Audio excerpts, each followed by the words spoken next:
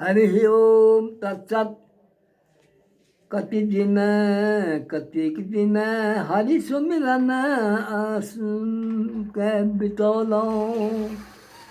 आइ हम एकटा दू मित्रक कथा से कहक लेल जा रहल छी। ओ परम सन्निकटमे दू मित्र छलाह, गरीब छलाह। हुनक दुनू गोटेके अवस्था अत्यंत दयनीय छलैक। परंतु एक दिन दुनू मित्र इकट्ठा भेलाह आ ओ कहलनि जे हम बाहर जाय, दुनू गोटे कमा के आनब तऽ अपन परिवारक जे दुख कष्ट व्यथा छै एकरा दूर करब। ई विचार कऽ के दुनू मित्र अपन घर छोड़ि कऽ विदेश गेलाह। ओहिठाम जाके दुनू गोटे अपन अपन परिश्रमसँ इकट्ठे से काज करय लागलाह। किछु दिनक बाद ओहिठाम हुनका लोकनिके अत्यंत से भाग्यक खेल भेलैक।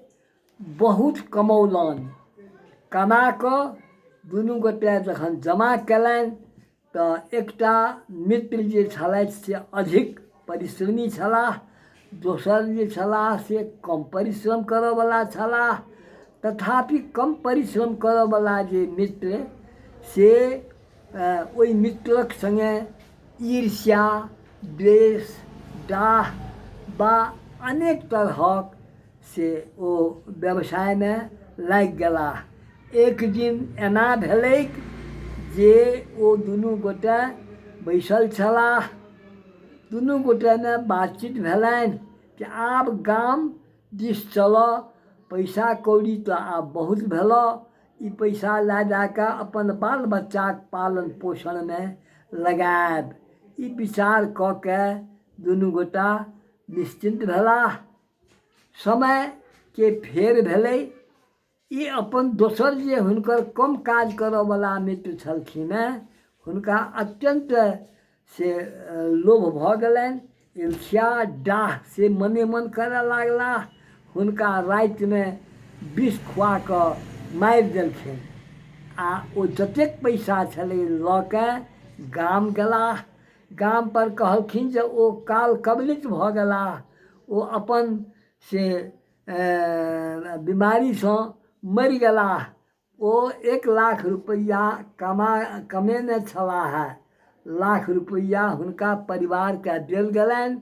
बात सरा गेलै आ किछु दिनक बाद जाके से ओहिठाम से ओ अविवाहित छलाह। ओ विवाह कयलनि बड़ा धूमधामसँ। बहुत जगह जमीन लेलनि। पैसा तऽ दुनू मित्रक इकट्ठा छलै, बहुत पैसा छलै।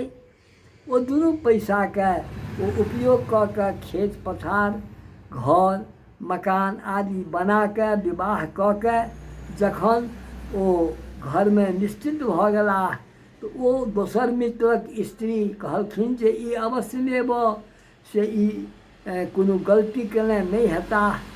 ई हमरा 1,00,000 रुपैआ देलनि, तैँ ओ विश्वस्त भऽ गेली।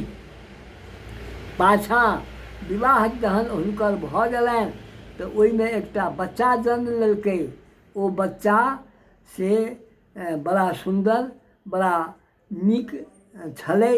बच्चा किछु दिनक बाद जाके से बीमार पड़ि गेलै आ ओ बच्चा से बीमार पड़लाके बाद जतेक घरक जतेक सम्पदा छलै से ओहिमे लागि गेलै, खर्च भऽ गेलै। ओ बच्चा जखन बहुत दिन बीतलै, जवान जखन समर्थ भेल तऽ ओ समर्थावस्थामे दुःखसँ पीड़ित रोगी भऽ कऽ अपन समय बितौलनि। यद्यपि ओकर खर्च घरक ततेक भऽ गेलै जाहिसँ ओकर सारा सम्पदामे से बुझू जे परिवर्तन भऽ के ओ नष्टभ्रष्ट जकाँ भऽ गेलै। जखन ओकरा पासमे किछु नहि रहलै तऽ ओ बच्चा कहलकै हौ तोरा सङ्गमे आब किछुए पैसा रहि गेलऽ है। हमर तू बड़का अपराध केने छलह। हम तोहर ओ मित्र छियह जकरा तू बिख दऽ के मारि देने छलह है। सएह हम तोहर पुत्र भऽ के आबिके अहू जन्ममे हम तोरा सधा लेलियह। तैँ लोकक अपकार नहीं करक चाही, लोक के मारण नहीं करक चाही, तोरा ई बुझक चाही। आब तू बुझिह, तू दर दर के भिखारी भ के मरबह। ई कहि के ओ बच्चा ओहि समय में अपन प्राण त्याग कऽ लेलक।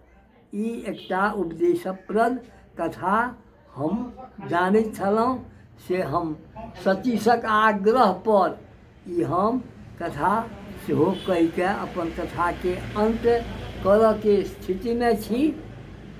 जय जय राम जयासुर सूदन, जय माधव जय विष्णु।